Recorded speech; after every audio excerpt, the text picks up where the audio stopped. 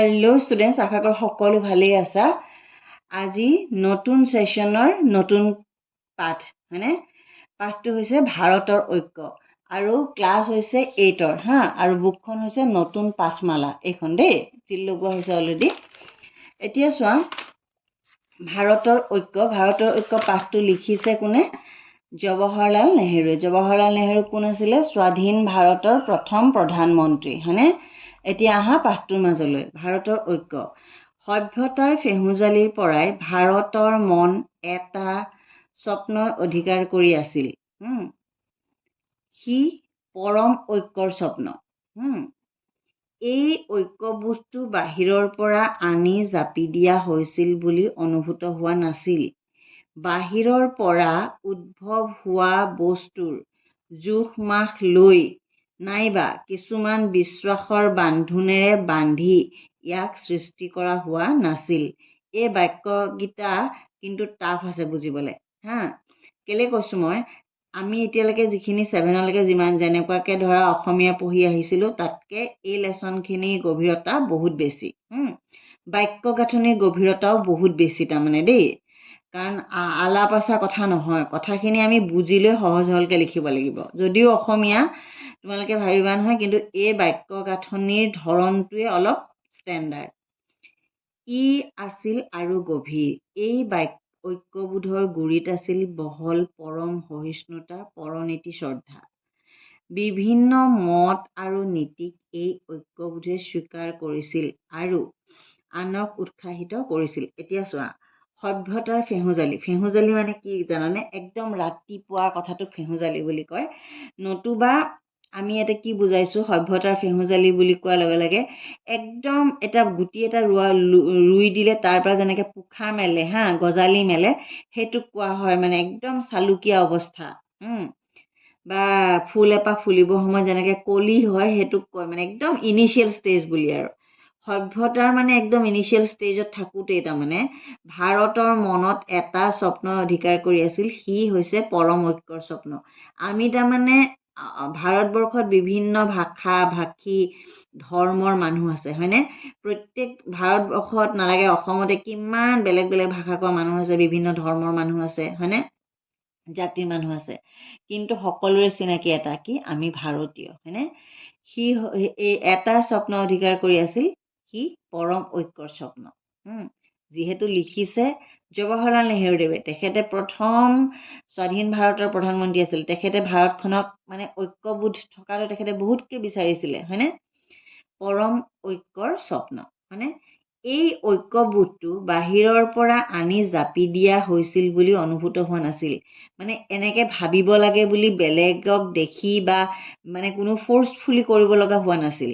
বাহিৰৰ পৰা উদ্ভৱ হোৱা বস্তুৰ জোখ মাখ লৈ নাইবা কিছুমান বিশ্বাসৰ বান্ধোনেৰে বান্ধি ইয়াক সৃষ্টি কৰা হোৱা নাছিল। তাৰমানে শুনা, বাহিৰৰ পৰা কিবা এটা আনিলে আমি মানে ধৰা এই যে ব্ৰিক্সবিলাক যে আনে বা কাঠবিলাক যে আমি লগাওঁ, বাহিৰৰ পৰা আনিলে জোখ মাখত এইটো জোখত কাটি মেলি আনি ইয়াত ফিক্স কৰি দিয়া হয়, তেনেকুৱা ধৰণৰ নহয়। তাৰমানে আমাৰ ইয়াত মানে এইটো কেনেকুৱা ধৰণৰ, এই ঐক্যবোধটো বাহিৰৰ পৰা আনি জাপি দিয়া হৈছিল বুলি অনুভূত হোৱা নাছিল। মানে বাহিৰৰ পৰা আনি দিয়া নাছিলে। বাহিৰৰ পৰা উদ্ভৱ হোৱা হ'লে বস্তুৰ জোখ মাখ লৈ নাইবা কিছুমান বিশ্বাসৰ বান্ধোনেৰে বান্ধি ইয়াক সৃষ্টি কৰা হোৱা নাছিল। ই আছিল আৰু গভীৰ। ই মানে গভীৰ, ভিতৰৰ পৰা আমাৰ আহিছে তাৰমানে ঐক্যবোধটো। এই ঐক্যবোধৰ গুৰিত আছিল বহল পৰম সহিষ্ণুতা আৰু পৰনীতি, শ্ৰদ্ধা। এই কথাটো মন কৰিবা, পৰম সহিষ্ণুতা মানে কি জানানে? সহিষ্ণু শব্দটো হৈছে কি? সহ্য কৰিব পৰা ক্ষমতা, হয় নাই? আৰু পৰনীতি, শ্ৰদ্ধা। আৰু পৰনীতি মানে বেলেগৰ ৰীতি নীতিবিলাকক শ্ৰদ্ধা। আমি তাৰমানে চোৱা, আমাৰ ইয়াত বড়ো, কছাৰী, ডিমা, হাছাও বিভিন্ন ধৰণৰ মানুহ আছে। আমি কলিকতাত থাকে বেংগলীবিলাক, অসমত থাকে আছামিজবিলাক, পাঞ্জাৱত থাকে পাঞ্জাৱীবিলাক, মানে বহুত বেলেগ বেলেগ মানুহ থাকে। কিন্তু সকলোৰে ৰীতি নীতিবিলাকক আমি কি কৰোঁ? শ্ৰদ্ধা কৰোঁ, হয়নে? পৰনীতি শ্ৰদ্ধা কৰোঁ আৰু আমাৰ ইজনে সিজনৰ প্ৰতি সহিষ্ণুতা আছে। আমি ইটো ধৰ্ম মানি লওঁ, হয়নে? এইটোৱে হৈছে আমাৰ ঐক্যবোধৰ মূল মানে ভেটি, গুৰি।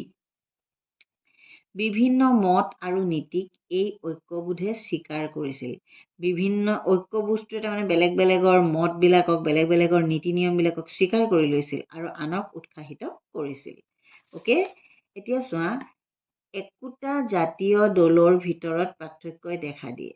হ'ল, এই পাৰ্থক্যবোৰ সৰুৱেই হওক নাইবা ডাঙৰেই হওক আৰু যিমানেই নিবিড়ভাৱে দলটোৰ ভিতৰত বান্ধ নাথাকক লাগে, সেই দলটোৰ আৱশ্যকীয় একতা প্ৰস্ফুটিত হৈ দেখা দিয়ে যেতিয়া আন এটা জাতীয় দলৰ লগত তাৰ তুলনা কৰা হয়। এই কথাটো, সেইখিনিতো বাৰু ফাৰ্ষ্ট পেৰাগ্ৰাফটোৰ থিমটোৱে বেলেগ আছিলে। এতিয়া চোৱা, এতিয়া আহিলে ৰাজনীতিৰ কথা। একোটা জাতীয় দলৰ ভিতৰত পাৰ্থক্যই দেখা দিয়ে। এতিয়া চোৱা, আমি বিভিন্ন দল দেখা পাইছোঁ, হয়নে? বিজেপি দেখা পাইছোঁ, কংগ্ৰেছ দেখা পাইছোঁ, ৰাইজৰ দল দেখা পাইছোঁ, অসমৰ কথাকে ধৰিছোঁ। তাৰপিছতে তৃণমূল কংগ্ৰেছ দেখা পাইছোঁ, আৰু কি দেখা পাইছোঁ, বিভিন্ন দল দেখা পাইছোঁ। এই দলবিলাকত যে বিভিন্নজন মানুহ থাকে, প্ৰত্যেকজন মানুহৰ তাৰমানে নিজৰ নিজৰ বেলেগ বেলেগ এটা মতাদৰ্শ থাকে, হয়নে? একোটা জাতীয় দলৰ ভিতৰত পাৰ্থক্যই দেখা দিয়ে। পাৰ্থক্য দেখা দিয়েটো স্বাভাৱিক কথা। এই পাৰ্থক্যবোৰ সৰুৱেই হওক নাইবা ডাঙৰেই হওক আৰু যিমানেই নিবিড়ভাৱে দলটোৰ ভিতৰত বান্ধ নাথাকক লাগে, হা, মানে দলটো যিমানেই শক্তি, এতিয়া চোৱা, বিজেপি কিমান মানে পুৰণা দল আৰু কিমান মানে শক্তিশালী দল, কিন্তু তাৰ মাজতো কিমান খামখেয়ালি থাকে, হয়নে? তেখেতসকলৰ মাজতোতো ভাল নাই মানুহখিনিৰ মাজত, হয়নে? তেনেকে প্ৰত্যেকটো দলৰ ভিতৰত, কংগ্ৰেছতে ভাল নাই, সেইকাৰণে মানে কি প্ৰত্যেকটো দলৰ ভিতৰতে কি থাকে, মানুহবিলাকৰ ভিতৰত সৰু বৰ পাৰ্থক্য থাকে, হা। নিবিড়ভাৱে দলটো বান্ধ খাই নাথাকিলেও পাৰ্থক্য থাকিবই। সেই দলটোৰ আৱশ্যকীয় একতা প্ৰস্ফুটিত হৈ দেখা দিয়ে যেতিয়া আন এটা জাতীয় দলৰ লগত তাৰ তুলনা কৰা হয়। যেতিয়া কম্পিটিশ্যনটো বেলেগ এটা দলৰ লগত হয়, যেনে এতিয়া ইলেকশ্যন, চাপ'জ কংগ্ৰেছ আৰু বিজেপি নিজৰ মাজতে খেলি মেলি আছে, কংগ্ৰেছৰ নিজৰ মাজতে খেলি মেলি আছে, কিন্তু ইলেকশ্যনত সেই চব খেলি মেলি পাহৰি দুটা মুখ্য দল হিচাপে লাগিছে, হা। এই দুয়োটা মানে কেতিয়া প্ৰস্ফুটিত হয়, সেই দলটোৰ আৱশ্যকীয় একতা প্ৰস্ফুটিত হৈ দেখা দিয়ে যেতিয়া আন এটা জাতীয় দলৰ লগত তাৰ তুলনা কৰা হয়। এই দুয়োটা জাতিৰ পাৰ্থক্যৰ বিলোপ সাধন ঘটে আৰু সীমাই সীমাই মিলি এক হৈ পৰে। তেতিয়া কি কৰে সিহঁতি, দুয়োটা জাতিৰ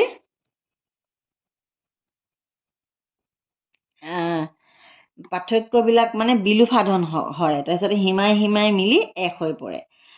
আধুনিক বিকাশ সাধনৰ মূল মন্ত্ৰ হৈছে এইয়ে যে এতিয়া যে আমি বিকাশ কৰি থাকোঁ, হা, আমি ডেভেলপমেণ্টৰ মূল মন্ত্ৰটো এইটোৱেই যে সকলোতে এটা সমন্বয় সৃষ্টি কৰিব লাগে আৰু তালৈ ঢাল লোৱাটোৱে ইয়াৰ লক্ষণ। মানে আমি এই যে জাতি ভেদ এতিয়া যিটো চলি আছে যে হিন্দু মুছলিম আমুক তামুক খ্ৰীষ্টান আমুক তামুক, খ্ৰীষ্টানবিলাকে এইটো কি যে বৰদিনত চাৰ্চ প্ৰে কৰিলে মানুহবিলাকে যে ধৰ্ণা দিয়ে, কিবা কৰে, সেনেকুৱা মানে কিবা কিবি আৰু। এতিয়া যে আমাৰ সমাজখনত কি চলি আছে, এতিয়া আমাৰ সমাজখন ডেভেলপমেণ্ট যদি হ'বলৈ হয়, তেতিয়া আধুনিক বিকাশ সাধনৰ মূল মন্ত্ৰ হৈছে এইয়ে যে সকলোতে এটা সমন্বয় সৃষ্টি কৰিব লাগে। হ'ল, এই সকলোবিলাক মিলি সমন্বয় মানে এটা আমি টুগেডাৰনেছ, সকলোৰে মাজত এটা মিলা প্ৰীতি ভাৱ আমি জগাই তুলিব লাগিব আৰু তালৈ ঢাল লোৱাটোৱে ইয়াৰ লক্ষণ। আৰু এই যিমানে আমি সমন্বয় আনিব পাৰোঁ সিমানে আমাৰ ভাল হ'ব। তাৰমানে প্ৰাচীন আৰু মধ্যযুগত আধুনিক জাতি গঠনৰ ভাৱটো নাছিল। প্ৰাচীন যুগত আৰু কি আধুনিক জাতি গঠনৰ ভাৱ আহিব? প্ৰাচীন যুগত তোমাৰ চিকাৰ কৰি খাইছিল, গছৰ ফল মূল খাইছিল বা মাছ মাংস খাইছিল, মাছ মাংস মানে কি চিকাৰ কৰিয়ে খাইছিল আৰু শিলে শিলে ঘঁহি জুইত পুৰি খাইছিল। প্ৰাচীন যুগটো তেনেকুৱা আছিল। মধ্যযুগটো তাতকৈ অলপ ডেভেলপ হ'ল, তাহাঁতি গুফাৰ ভিতৰত থাকিবলৈ ল'লে, মানুহে মানে ধৰা গাত লজ্জা নিবাৰণৰ কাৰণে হেৰি পিন্ধিব ল'লে, গছৰ ছাল পিন্ধিব ল'লে, গছৰ পাত পিন্ধিব ল'লে। তাৰ পৰা ক্ৰমান্বয়ে আমাৰ জাতিভাৱটোৱে এতিয়ালৈকে আহিছে, হয়নে? তেতিয়া সামন্তবাদ, ধৰ্ম সম্বন্ধীয় কথা, জাতিগত কথা আৰু সাংস্কৃতিক বান্ধোনেই প্ৰধান ভাৱ আছিল। হ'ল, তেতিয়া আৰু মানে প্ৰাচীন মধ্যযুগত আধুনিক কথাখিনি নাছিলে আৰু তাৰমানে তেতিয়া প্ৰথম আমি এইভাগে গৈ লাহেকৈ সামন্তবাদ আহিলে, তাৰপিছত ধৰ্ম সম্বন্ধীয় কথা বতৰা আহিলে, জাতিগত কথা বতৰা আহিলে, তাৰপিছতহে আমি সাংস্কৃতিক বান্ধোনেৰে বান্ধ খাইছোঁ তাৰমানে।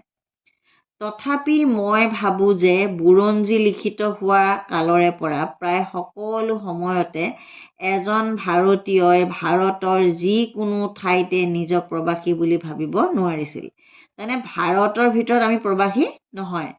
যদিও আমি অসমত আছোঁ বোলে, আমি কাইলৈ তেলেংগানা গৈছোঁ, কিবা গৈছোঁ, আমাক মানে সেইটো ফৰেন যেন নালাগে, তাৰমানে আমি বাহিৰত থকা যেন নালাগিব, আমি ইণ্ডিয়াৰে মানুহ বুলি এটা ভাৱ আমাৰ আহিব।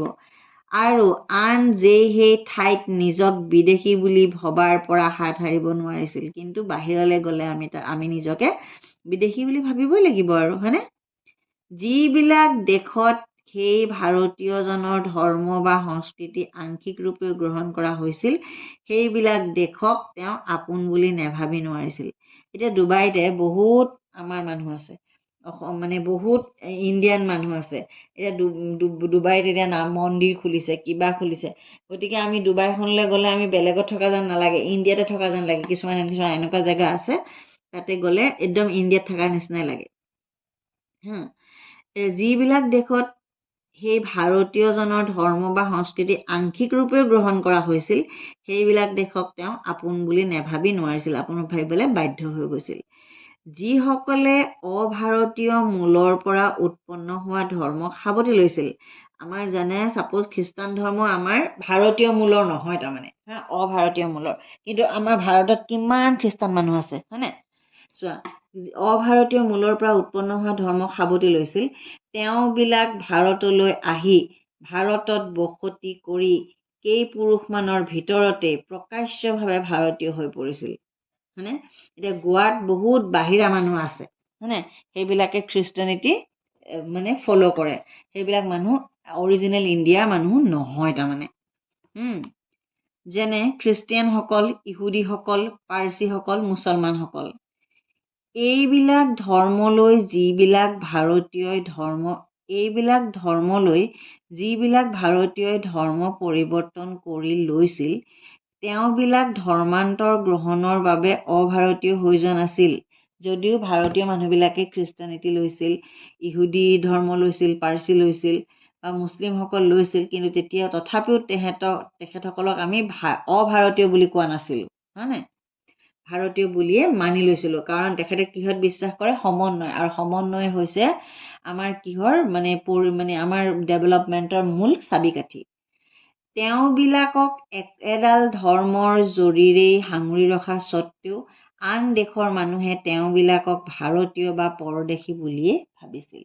বেলেগ বেলেগ মানুহবিলাকে মানে আমাৰ ইণ্ডিয়াত আহি খ্ৰীষ্টানিটি লোৱাবিলাককো আকৌ বাহিৰৰ খ্ৰীষ্টান মানুহবিলাকে আকৌ পৰদেশী বুলি ভাবিছিল। মানে তেখেতসকলে আমাৰ লগত বিলীন হৈ গৈছিল, ইণ্ডিয়ান হিচাপে মানে চবতে ৰিকগনিশ্যন পাইছিলে তাৰমানে। এতিয়া কথাটো হ'ল কি, কাৰণ এই গোটেইবিলাক যিমান ধৰ্মী নাথাকিলেও একোডাল ধৰ্মৰ জৰিয়তে, মানে এডাল ধৰ্মৰ জৰিয়তে তেখেতসকলে বান্ধ খাই আছিলে। সেই ধৰ্মৰ জৰিয়তেই হৈছিলে ভাৰতীয়। মানে বহুত ধৰ্ম লগ লাগি এটাই ধৰ্ম হৈছিলে, সেইটো হৈছে ভাৰতীয়।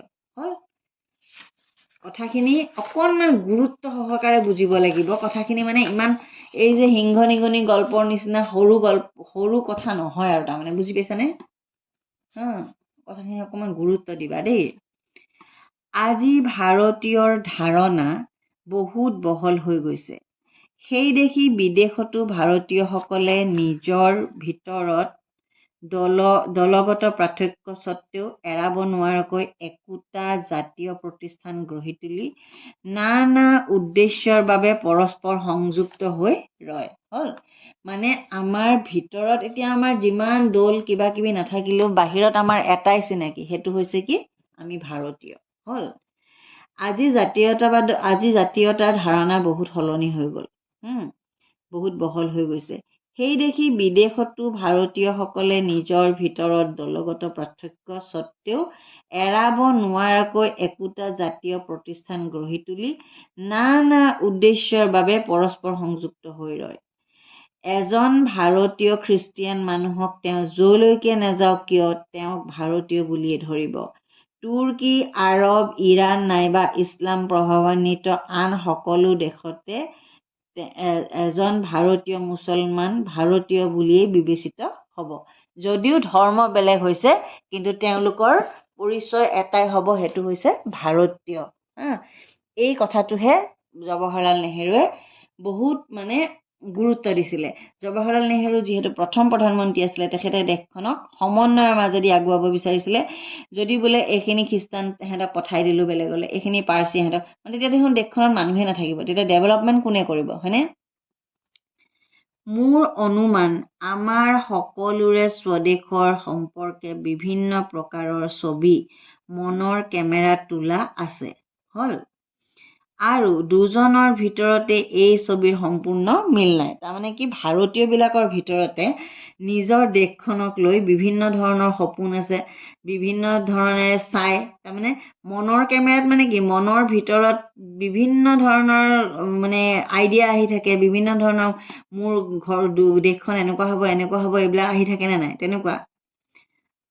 আৰু দুজন ভাৰতীয়ৰ মাজতো সেই ছবিৰ মিল নাই। দুজন মানুহৰ আইডিয়লজি কেতিয়াও একে হ'ব নোৱাৰে। মই ভাৰতৰ বিষয়ে ভাবোঁতে বহুত কথাই ভাবোঁ। সেই আহল বহল পথাৰবোৰ, য'ত গাঁওবোৰ অঁকা থাকে বিন্দু একোটিৰ দৰে। মই পৰিভ্ৰমণ কৰা নগৰ চহৰবোৰৰ কথা ভাবোঁ। ইয়াতে জৱাহৰলাল নেহেৰু দেৱে কৈছে, মোৰ অনুমান আমাৰ সকলোৰে স্বদেশ সম্পৰ্কে বিভিন্ন প্ৰকাৰৰ ছবি মনৰ কেমেৰাত তোলা আছে, আৰু দুজনৰ ভিতৰত এই ছবিৰ সম্পূৰ্ণ মিল নাই। মই ভাৰতৰ বিষয়ে ভাবোঁতে বহু কথাই ভাবোঁ।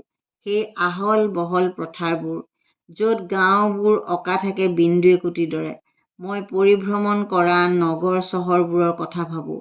বৰ্ষাকালৰ মায়ামন্ত্ৰৰ কথা ভাবোঁ, যেতিয়া পুৰি যোৱা শুকান ঠাইত ধাৰাসাৰে জীৱনামৃত ঢালি দিয়ে আৰু লগে লগে জকমকীয়া সেউজীয়া সৌন্দৰ্যৰ বিস্তাৰ সৃষ্টি কৰে, সেইটো কথা ভাবে তেওঁ। ডাঙৰ নদ নদী আৰু বৈ যোৱা স্ৰোতস্বিনীৰ কথা ভাবোঁ। স্ৰোতস্বিনী মানে নদী, বৈ যোৱা নদী, তাৰমানে বৈ কোনে যাব, নদীয়ে বৈ যায়। ধোঁৱা বৰণীয়া আবেষ্টনীৰ মাজত খাইবাৰ গিৰিসংকটৰ কথা ভাবোঁ। ভাৰতৰ দক্ষিণ পাদপথ, মানুহৰ গাইগুটীয়া আৰু জনতাৰ কথা ভাবোঁ।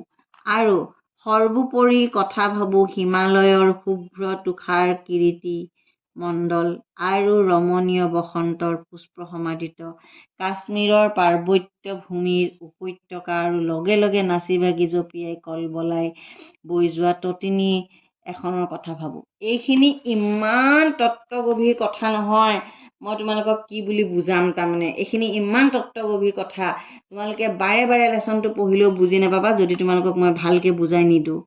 আমি ৰচনা কৰা মনৰ পচন্দৰ ছবিবোৰ আমি মনৰ এলবামত সজাই থওঁ, আৰু সেই দেখি মই পৰ্বতীয়া পটভূমিকাৰ ছবিটো বৰ আদৰ কৰোঁ। উষ্ণ অৰ্ধগ্ৰীষ্মমণ্ডলৰ স্বাভাৱিক ঠাইৰ ছবিতকৈ এইটো মোৰ বাবে বৰ মনোৰম।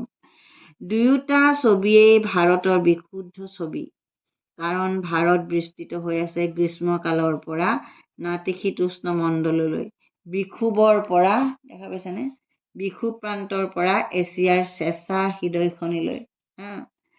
মই এইখিনি আকৌ বুজাই আছোঁ। এতিয়া ইয়াত লিখা আছে কি চোৱা, জৱাহৰলাল নেহেৰু স্বাধীন ভাৰতৰ প্ৰথম প্ৰধানমন্ত্ৰী আছিলে। তেওঁ কেৱল ৰাজনীতিজ্ঞই নাছিলে, তেখেত এজন চিন্তাশীল গ্ৰন্থকাৰো আছিলে। চিন্তাশীল গ্ৰন্থকাৰ আছিল কাৰণেই তেখেতে ইমান ধুনীয়াকৈ ভাৰতৰ এখন বেলেগ ধৰণৰ সপোন দেখিছিলে। এতিয়া চোৱা, মনৰ কেমেৰা মানে মনৰ ভিতৰত বিভিন্ন ভাৱ চিন্তাবোৰ তেওঁ থৈছিলে। তেওঁ বুলিয়ে নহয়, প্ৰত্যেকজন মানুহে নিজৰ নিজৰ মনত একোটা ভাৱ লৈ থাকে, সেইটো কথা কৈছে। আৰু নিজৰ দেশখন কেনেকুৱা হ'ব সেইটোৰ বিষয়ে দুজন মানুহৰ, জনসাধাৰণৰ মাজত মিল কেতিয়াও থাকিব নোৱাৰে, বেলেগ বেলেগ হোৱাটো স্বাভাৱিক। মই ভাৰতৰ বিষয়ে ভাবোঁতে বহু কথাই ভাবোঁ। তেখেতে ভাৰতৰ কথা ভাবিলে বহু কথাই ভাবে। সেই আহল বহল পথাৰবোৰ, চোৱা, আমাৰ মেপবিলাক কোনে কোনে এই ভূচিত্ৰাৱলীত মেপ চাইছা? আমাৰ মেপবিলাক চাবাচোন, নদীবিলাকক জাষ্ট এটা এনেকৈ আঁচ দি থৈ দিয়ে। তাৰপিছতে অকণ ৰেল ষ্টেচনবিলাক বিন্দু বিন্দু দিয়া থাকে, ৰাস্তাবিলাক এনেকৈ কাটা কাটা থাকে, অকণমানি। এতিয়া চোৱা, ডাঙৰ ডাঙৰ চহৰবোৰতো বাদেই, তাৰ ভিতৰৰ সৰু সৰু গাঁওবোৰক কি এটা বিন্দু হিচাপেহে চিনাকি দি থাকিব। পৰিভ্ৰমণ কৰা নগৰ চহৰবোৰৰ কথা ভাবে প্ৰধানমন্ত্ৰীয়ে, মানে লিখক হিচাপে কৈছে আৰু। বৰ্ষাকালত মানে কেনেকুৱা ধুনীয়া হৈ পৰে, মানে ৰিমঝিম বাৰিষ আহে, পথাৰত পানী হয়, পানীত তাৰপিছতে শস্যবোৰ উতলি উঠে, সেই মায়া মন্ত্ৰৰ কথা ভাবে। যেতিয়া পুৰি যোৱা শুকান ঠাইত ধাৰাসাৰ জীৱনামৃত, এইটো জীৱনামৃত মানে কি জানা? জীৱন অমৃত, জীৱন যুগ অমৃত, জীৱনামৃত, এইটো সন্ধি ভাঙিবলৈ দিলে জীৱন যুগ অমৃত হা।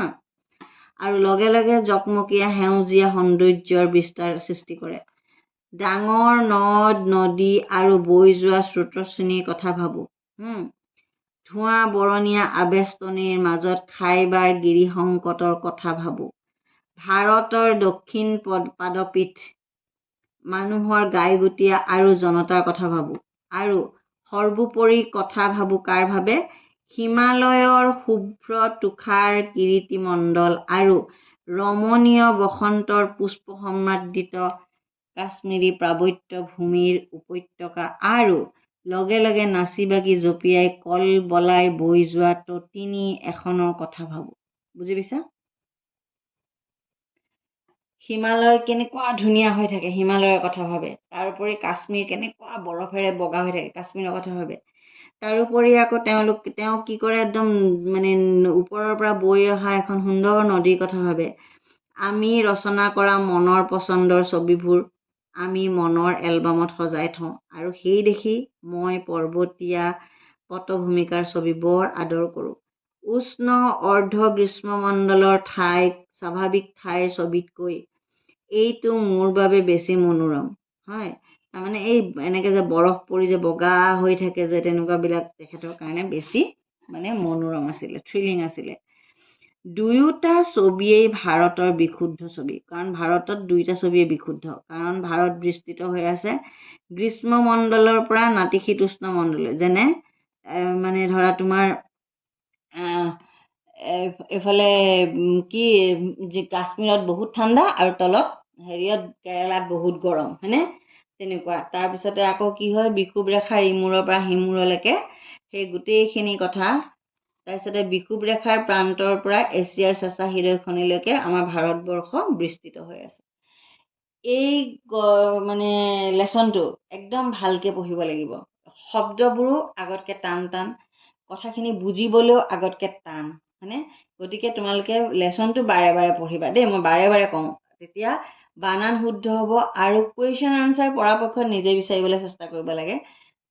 আৰু অসমীয়া বুলি তোমালোকে বহুত নেগলিজেঞ্চ কৰা, কিন্তু ইমান অসমীয়া সহজ নহয় দেই। অসমীয়াত নম্বৰকেইটা আহিলেহে তোমালোকৰ পৰীক্ষাত হ'ব দেই, বাঢ়িব, এইটো কি বাঢ়িব বুলি ক'ব পাৰি, পাৰ্চেণ্টেজ বাঢ়িব। কাৰণ অসমীয়াই চোৱা, 100ৰ ভিতৰত যদি তুমি কম পাই গ'লা, 40 পালা, গোটেই পাৰ্চেণ্টেজটো কমি আহিল নে? হয়নে? ফেহুজালি এইখিনি পঢ়ি ল'বা ৰাতিপুৱাৰ সময়ত, ডন মানে একদম সৰু, মানে দুকমুকালি আৰু। দুৰ্জয় বিজয় কৰিব নোৱাৰি, ইনভিনচিবল। নাতিশীতোষ্ণ, জাৰো নহয় জহো নহয়, মাইল্ড টেম্পাৰেচাৰ। তাৰপিছত লোকাচাৰ, জনসাধাৰণৰ মাজত চলি অহা সামাজিক আচাৰ, এই পপুলাৰ প্ৰেক্টিচ। তটিনী, নদী এইটো বিশেষ্য দেই, বিশেষ্য, বি বুলি দিয়াবিলাক বিশেষ্য। আৰু এই যে এনেকৈ আছে বি মূৰ্ধন্য ন, বিশেষণ এইটো দেই। অনুমান বিশেষ্য, ধাৰণা আন্দাজ। কেমেৰা বিশেষ্য, আলোকচিত্ৰ সংগ্ৰহ কৰা যন্ত্ৰ। সভ্যতা, ভদ্ৰাচৰণ, পলাইটনেছ বিশেষ্য। কিন্তু ইয়াতে কেমেৰা এই আলোকচিত্ৰ গ্ৰহণ কৰা যন্ত্ৰ নহয়, যন্ত্ৰ বুলি কোৱা নাই। মনৰ কেমেৰা মানে মনৰ ভিতৰৰ, মনৰ দাপোনত বা মনৰ মাজত, সেইটো কথা কৈছে। এতিয়া আহোঁ মই কুৱেশ্যন আনচাৰলৈ কুৱেশ্যন আনচাৰখিনি মই কৰি দিছোঁ, ৰ'বা। অ'কে, কুৱেশ্যন আনচাৰখিনি মই লিখি দিছোঁ, তোমালোকক চাই লোৱা। সভ্যতাৰ ফেহুজালিৰ পৰাই ভাৰতৰ মনত কি স্বপ্নই অধিকাৰ কৰি আছিল? সভ্যতাৰ ফেহুজালিৰ পৰাই ভাৰতৰ মন এটাই স্বপ্নই অধিকাৰ কৰি আছিল, সি হ'ল পৰম ঐক্যৰ স্বপ্ন। দেখা পাইছা? আকৌ চোৱা, ভাৰতৰ ঐক্যবোধৰ গুৰিত কি সোমাই আছে? ভাৰতৰ ঐক্যবোধৰ গুৰিত আছিল বহল পৰম সহিষ্ণুতা আৰু পৰনীতি শ্ৰদ্ধা। হ'ল। আধুনিক বিকাশ সাধনৰ মূল মন্ত্ৰ কি? আধুনিক বিকাশ সাধনৰ মূল মন্ত্ৰ হৈছে এই যে সকলোতে এটা সমন্বয় সৃষ্টি কৰিব লাগে আৰু সমন্বয়ৰ প্ৰতি ঢাল লোৱাটোৱেই বিকাশৰ লক্ষণ। বুজি পাইছা? কোনে কোনে বুজি পাইছা, কোনে কোনে বুজি পোৱা নাই, কোনে কোনে মানে কুৱেশ্যন আনচাৰখিনি লাগিব বুলি ভাবিছা, কমেণ্ট লিখিবা। যদি কুৱেশ্যনখিনি তোমালোকৰ সুবিধা মানে সহায় হৈছে সেইটোও লিখিবাচোন। লেখকৰ মতে ভাৰত ক'ৰ পৰা ক'লৈ বিস্তৃত হৈ পৰিছে? লেখকৰ মতে মানে লেখক কোন? পণ্ডিত জৱাহৰলাল নেহৰুৰ মতে ভাৰতবৰ্ষ গ্ৰীষ্মমণ্ডলৰ পৰা নাতিশীতোষ্ণ মণ্ডললৈকে বিষুৱ ৰেখাৰ প্ৰান্তৰ পৰা এছিয়াৰ চেঁচা হৃদয়খনিলৈকে বিস্তৃত হৈ পৰিছে। দেখা পাইছা? এইখিনি লিখি দিছোঁ। আৰু 2 নম্বৰ কুৱেশ্যনটো কি দিছে চাবা দেই। 2 নম্বৰ কুৱেশ্যনটো ইণ্টাৰেষ্টিং কুৱেশ্যন হা। 2 নম্বৰ কুৱেশ্যনটো কি দিছে?